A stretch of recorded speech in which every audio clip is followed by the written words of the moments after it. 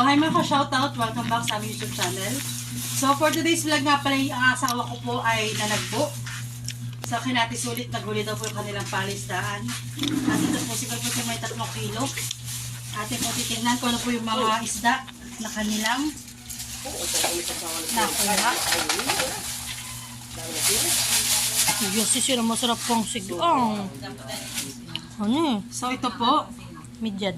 Ito po ay midyat or yung samaral fish. Ayan. Ito ay Malaway. Kala ko'y kilala. malaway. Para po si Maloy. Lawa. Tapos, ano pa baga?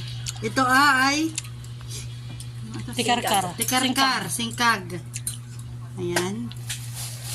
Ito po ay tambalo. Ayun yung mga aso. Oh, ito masarap sis. Ito po ay tambalo o gubang aso. Kung tawagin. Kaya yung mga aso. Sila may nagtatawa sa mga pangalan. At ito po ay banak. Ayan. Laki yan eh. Banak. Oh, ano pa baga narito? Meron sis ako din yung parang nahuling yung may guhit na ano. Guhit na. Yung brown. Bugaong sis, meron din yan. Dito sa mga kasamahan itong malalaki. At ito po ay yung dilawan. Parang si ano? Biya. Magkaiba bagang biya at dilawan? Iba yun. Yung mga ngunat saka binaril, gubang. Parang Hey! person. Nagjo-joke siya. Mga aso na yan eh. Si sino Ano yung pa? iba? Iba yan, yan, iba yan. Ito po ay kanta ng Bini. Salamin. Yung salamin. Favorite. Mo na ate. Salamin, salamin. Tawa kay Dayan.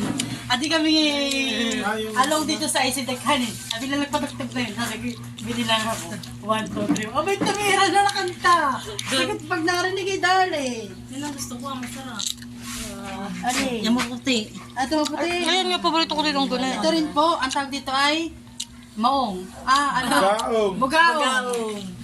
Yan po, bugaong. Mapasok po kayo sa name of peace school. Yun lang po alam ko. Wala naman. Wala na pati Wala yan na man. pong iba. Ayan. Ang pepicture Dati ako. po yung masarap pa yung sinigang. Madami Isa sa cheese, mga pipicture kuya ako. nila yan. Hindi yung malaway. Lalaya kami doon sa isda, bakuli, sunod-sunod. Hindi, pag-iwi na nga ni Kasi muna pa, sis. sa ilalim pa. Ang paa mo. Abay, kapag na daw. Kung hindi. Ayan po, tapos ko na po itong linisan. Antiyan. So, bali natin lang po i-drain. At lalagyan na rin po natin sa ref. At dito nga po pala ay nagluto si Mr. na kanyang ulam. Pantanghalian. Sinigang. Ayan po. Ito po yung akin po nilinisan kanina na isda. Ayan. At ulam daw po niya ng tanghalian. Luto na po ang kanya sinigang. Kaya po si kakain na. Ayan. Tayo pinakakita ng isda sa daungan na tayo pinabili kaagad. At sigurado na sa liwa.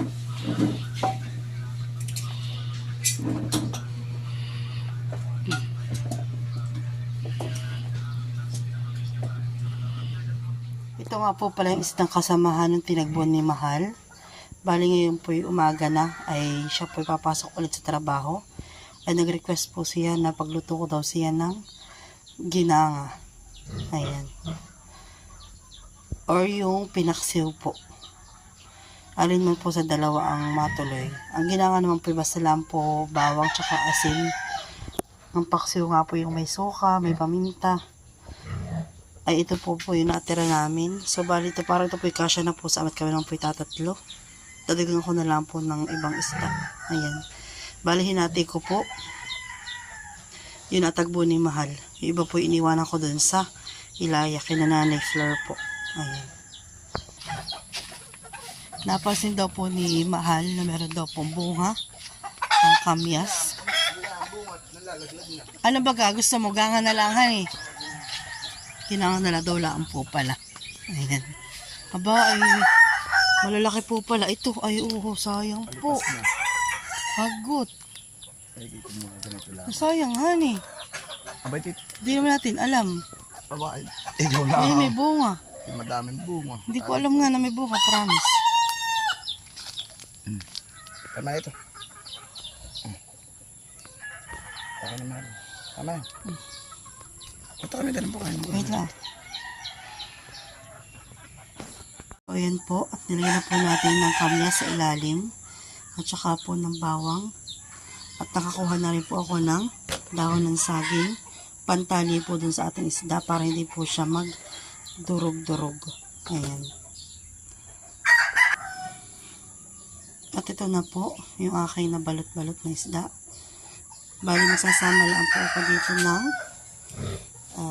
itong tawag po yung salamin. Tsaka po yung bugaong. Ayan po. Ayan ang picture.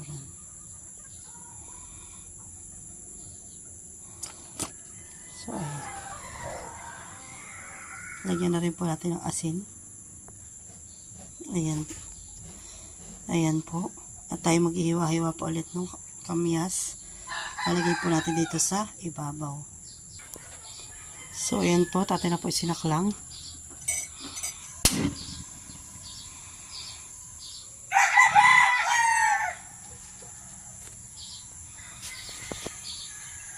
Na rin po tatakpan.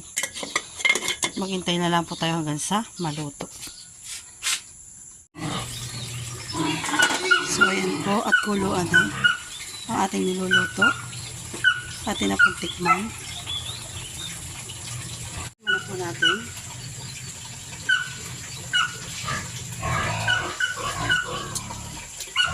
Ay, asim. Pero tama-tama lang po yung lasa. Pero sobrang asim po na po dahil po natin yung aking kamyas. Masarap naman. Pasensya na po kahit mahingi po aming mga baboy. Ayan po at luto na po. Atin na po papatayin.